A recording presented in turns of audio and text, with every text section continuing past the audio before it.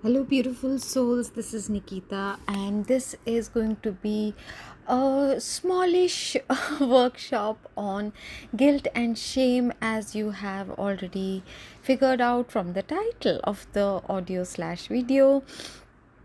And the reason I am making this an audio instead of making it interactive is because I do wish to channel a lot of stuff at this time and do not want to digress. Right at the start, I want to give a disclaimer that these forms of inner work or shadow work, you have to consistently do the homework, the exercises that we suggest, and stick to it, because sometimes it takes sometimes up to years before you can actually unravel or uncover from where certain things are originating from, and the process of changing the narrative, changing the neuropathways, changing your conditioning, your patterns, your habits can take time.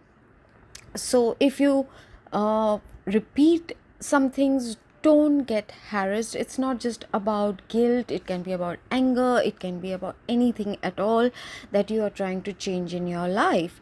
It takes time, it takes effort, and there will be chances more likely in the beginning stages of going back to your old programming because the neural pathways are set. Any inner work that you do, you have to realize that a lot of it is passed down to you through your genes, your ancestral conditioning, right? Generation after generation. A lot of it you have imbibed while you were in your mother's womb, and then of course a lot of things became concretized between from the time you were born to up to when you were 7 8 years old, and then of course in your teenage, your experiences, your personal thoughts, your personal takeaways. So there is nothing too small as a event. If it has traumatized you, if it has left a scar, it's your narrative, and no one has the right to say, oh, but that was so small, that is not even worth mentioning. There are a lot of suppressed memories. Again, you might have to do a back tracing to see if you are behaving in a certain way. It could indicate X, Y, and Z things. Another disclaimer here, we are not trying to allocate blame, be it on your parents, grandparents, teachers, your classmates, the school bully, whoever, your ancestors. We are trying to dig for the root cause of certain things, understand it. That's where psychoanalysis comes into being, and so that you can consciously, with your full awareness, change it inside of you, and hence thereby attract better experiences in your life. All right. Rather long disclaimer, again very channeled at this time. So, are you someone who deals a lot with guilt or does things out of guilt? Please do understand, guilt is a very low vibrational energy. A lot of people think guilt is an indicator of your conscience, which it is not. Okay, conscience, when it is awake and speaks to you, you will not do things, or you will already do what you know is the right thing to do in the matter. Guilt comes in when there is a should attached to an incident, an event. Okay, so I will be bouncing out a little bit from here to there in the topics, but if you've had a childhood and you can work towards your childhood in a backtracking kind of way, or if you remember clearly, then even better. It could have been that you had parents, or one parent or a significant parent who you were more attached to, that in your definition, in your perception, in your experience, neglected you. Your parent or the significant adult might have a different narrative, and that's perfectly all right. Okay. um but in your perception, in your experience, right, we all have our individual way of experiencing the world. In your experience, they might have been neglectful, ignored you, did not make time for you, were inattentive, did not give you the kind of emotions that you wanted. And that could just be that's how their personality is. They could have been genuinely overwhelmed with the work and responsibilities. They will have their own justifications. That's not your headache. People do feel guilty about analyzing their parents because they feel they have to label them good, bad, right, wrong, whatever. You don't have to judge or label anyone, including yourself. So, when you have had an experience of a lonely, isolated childhood, or you have felt that your parents weren't as emotionally attentive, or you were given too much of attention to, whenever we put anything on a scale, the opposite end of it is equally true. Okay, but we focus on the negative as in not receiving something more than receiving it too much in such kind of, say, workshops or lectures or talks, right? So you have to keep that in mind as well. If you were over pampered, if you were always surrounded by people who were indulging you, grandparents or aunts or friends, or all the time you were indulged in, right? And you were always praised for doing things. Okay, now I'm going to drop a whole list of things, right? If you receive praise for being helpful, if you were praised or you were given attention and given the pat on your head as the good girl, good boy, she is always so helpful, but rest of the time you were pretty much left to your own devices. If you felt you had to earn the love, affection, attention from your elders or significant people. Any attention to a child is preferable to being neglected and ignored, which is why we have brats, which is why we have children who act out, who throw tantrums, who steal, who bully others, because unless they are naughty, they are not given any attention. So, you might have developed a habit of people pleasing. You want to be seen as good. Now, when this comes up, you have to also look at your shadow, which kind of is the opposite, that tells you or makes you believe you're not actually good, that you are trying to camouflage the darkness in you, the selfish in you, the entitled you, or whatever it might be for you personally. You're camouflaging it by being there, by helping, by giving gifts, by being the friend who's a good listener. But inside of you, you know the truth of yourself, whether you're being genuine, authentic, or in your mind you're having sardonic comments, or you don't actually want to be doing it.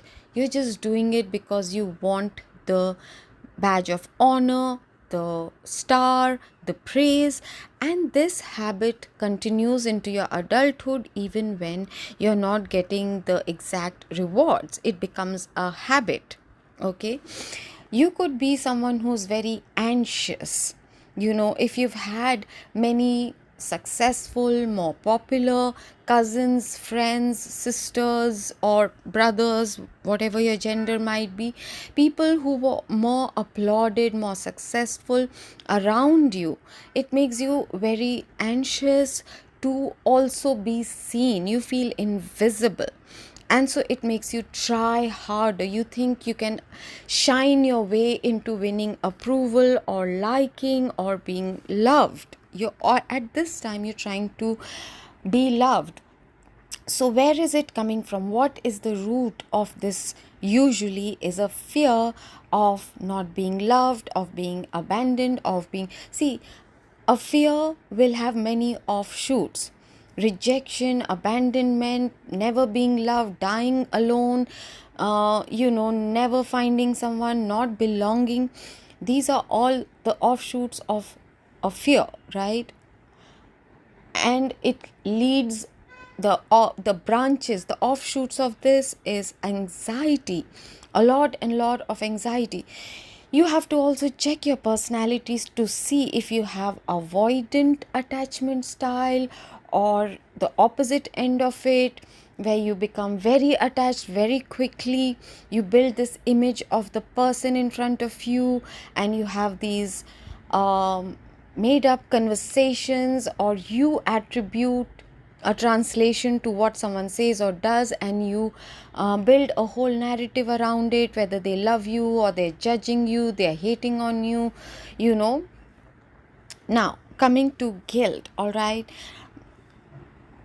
it is a feeling that is attached to I should have done or I shouldn't have done, coming from a fear of being judged, of being shamed.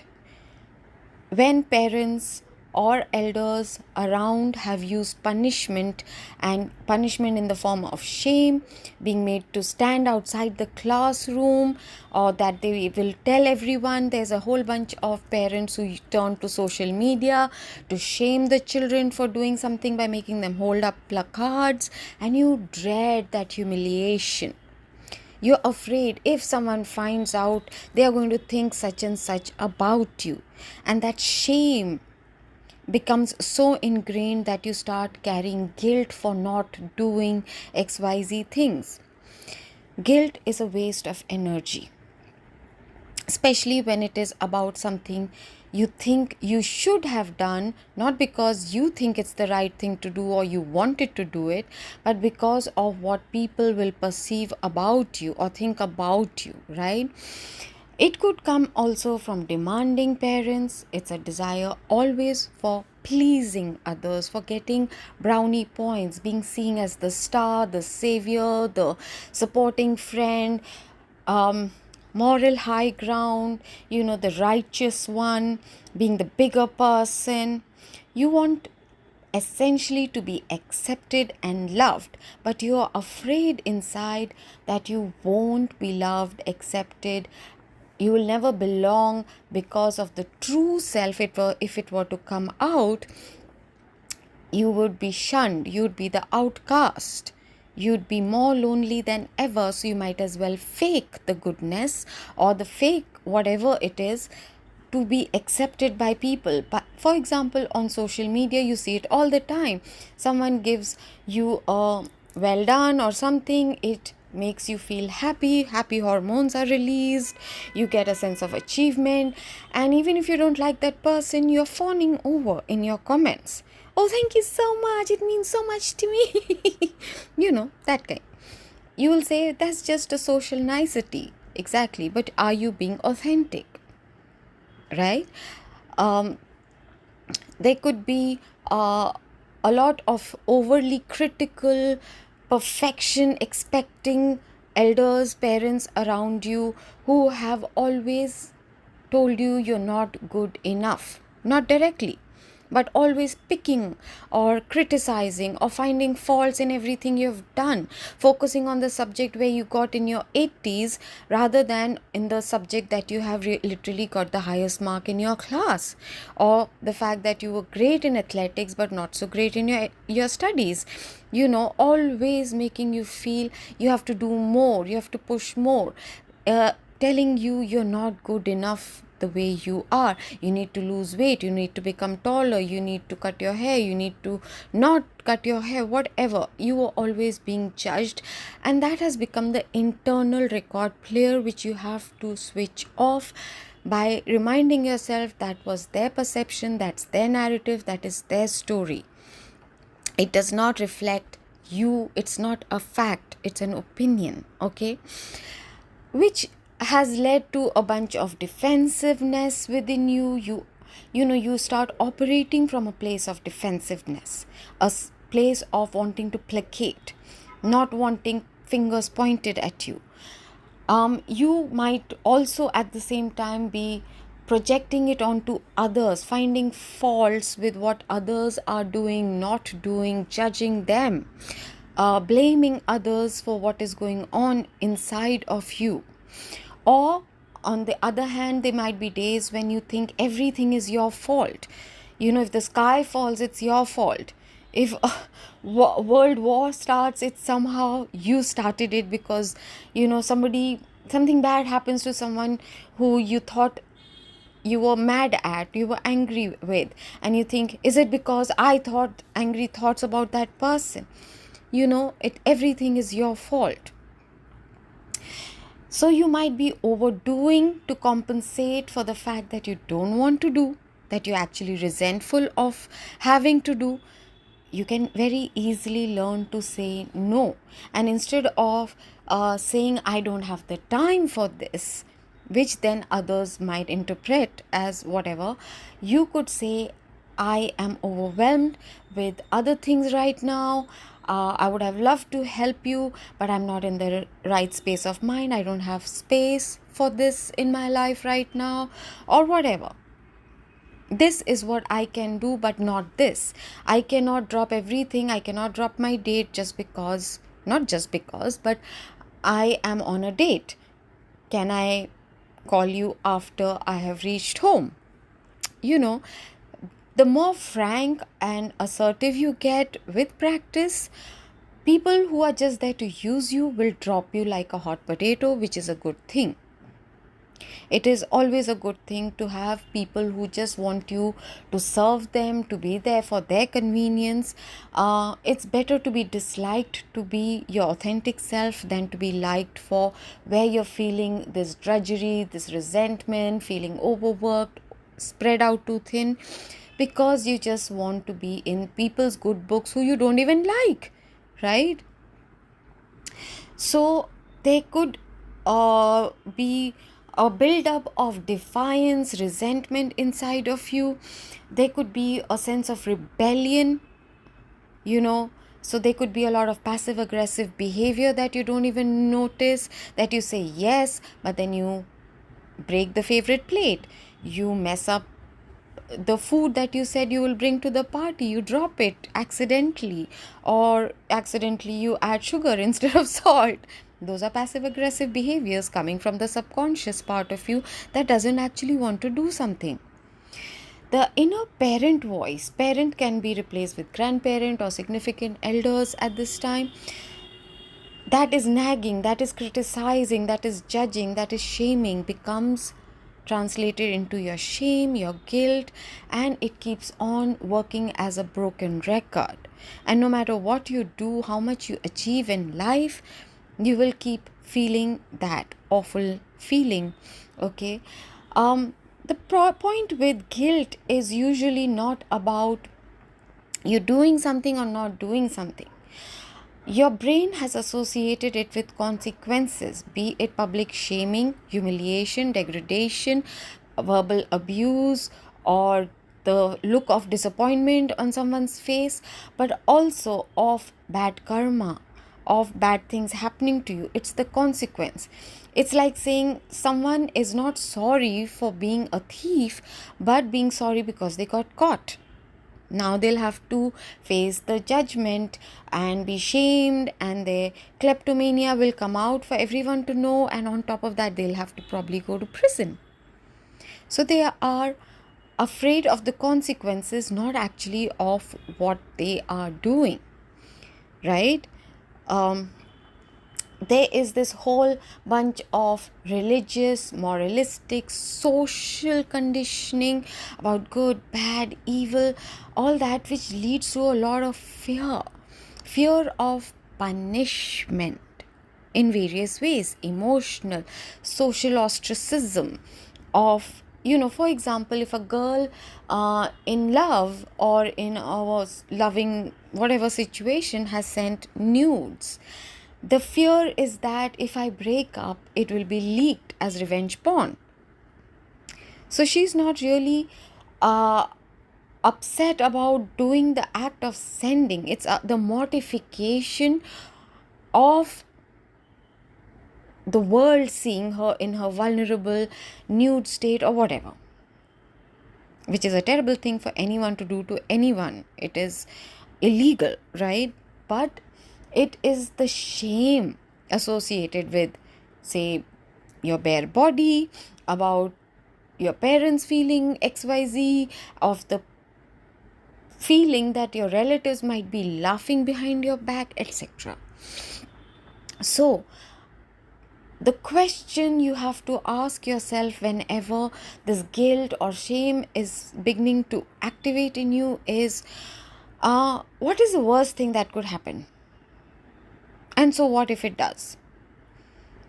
What would I do if there were XYZ repercussions? The more mentally prepared you feel to handle any situation after the initial mortification, the thing is, the feeling that comes up with a sense of shame and mortification or guilt, we want to just brush it aside. We want to restore our sense of normalcy as soon as possible. We do not ask ourselves, so what? We do not want to stay with the feeling and ask, now what should I do? Okay, this is happening, or what if this were to happen? What would I do? It would give you a sense, even all sense of control is false, but it makes it better to be prepared. Scout's motto, right? Be prepared. What if your worst nightmare were to come true? Then what? And if you come up with certain solutions, for example, if you were to think of it like that, if anybody in your life were to blackmail you and say, I'm going to tell this to your parents, and you're like, okay, go right ahead, and you go and tell your parents yourself. You take the scolding from them, and you know it is going to blow over. Do not give the power away to someone else to make you feel small, because that's what you're afraid of. Face that fear. But when you feel mentally prepared that that's fine, that's what I will do if God forbid such a situation were to occur, you already start feeling stronger. Stop giving your power away by constantly thinking about what they are feeling or thinking about you. It doesn't matter, and that's what you have to train yourself. If you're thinking about, for example, let's talk about cheating. If you are constantly thinking about it, you might as well speak about the void, the lack of something in your life, and ask your partner what they would want to do or what they would be okay in this situation. You know, have a honest conversation. There are a whole bunch of people who will surprise you with their answers. As Osho had said, if you are obsessively, I'm paraphrasing of course, but if you're obsessively thinking about something, you're already doing it. If you're deleting messages, you already are cheating, whether you were sexting or not. If you feel the need to hide something, you are already carrying guilt. So you might as well address it. What is making you feel that way? And what do you need to do? It's not okay to go and blab just to make yourself feel better if you have done something and that's guilt is killing you from inside. That's not okay either. You need to learn to deal with your actions and ask yourself what exactly and from where is it coming. So the homework that I'm giving you guys, and I know this is just me barely covering the topic, I'm hoping that this will encourage you to comment down below with your questions, with your personal situations, etc., so that I can make it more interactive and actually address. It's a very broad category, but it keeps you in the very low vibration as you have now understood. It keeps bringing your vibration, your energy, your emotion lower and lower, right down to the basest of it, which is fear induced, fear based. So the homework for you, and this is not just for one day, 1 week, 1 month, this is for as long as it takes for you to uncover things. But for right now, anytime a situation comes up and you're like, oh, but if I don't do, I will feel guilty, I need you to write down exactly what, when else, previous to the day it happens. That can mean the day before, it can mean 20 years ago, it can mean 40 years ago. When else have similar feelings come up and you felt pressurized by your own guilt to do things you didn't want to do, and then how did it lead you to feeling? Did it really matter? Did it eventually help you in any way? Fair enough, that person thinks whatever they think about you and there were no conflicts, but was it worth it? Or did you feel drained? Did you feel this horrible feeling in your heart chakra the whole time? Were you feeling short-tempered after you gave in? What were you feeling? There are a whole bunch of things that you do and you know you should feel guilty about it, but you actually feel gleeful. It's like you got away with something because there were no consequences. But then there is a fear, what if it's going to catch up? I need you to journal about those feelings. When did you feel most ashamed? Who said what to you? Especially when it comes to your parents, grandparents, significant family members, or your best friend, for example, or the person you had a biggest crush on, your first love, those kind of people, your teacher, where you really felt ashamed, where you felt guilty. Why did you do what you did? What reproach was given to you? What were the exact words? So that you realize what triggers that in you, and you can shut off that record for yourself. I truly hope that this is helping because I am feeling that I'm just kind of rambling on at this point, but I can make it more pointed, address your questions the more you leave your comments down below. I will try to help you to my best of abilities and take this forward, and I sincerely hope that it helps you somewhat, and I can make part 2 of this with some more exercises which I can get from Louis Hay and a couple of other people who have already done the homework for all of us, right? So I leave you all with a lot of love and light. This is Nikita from the Red Cord Tarot. If you haven't yet subscribed, please do consider doing that and give me a thumbs up if you find this helpful in any way. And love you all. Please comment down below.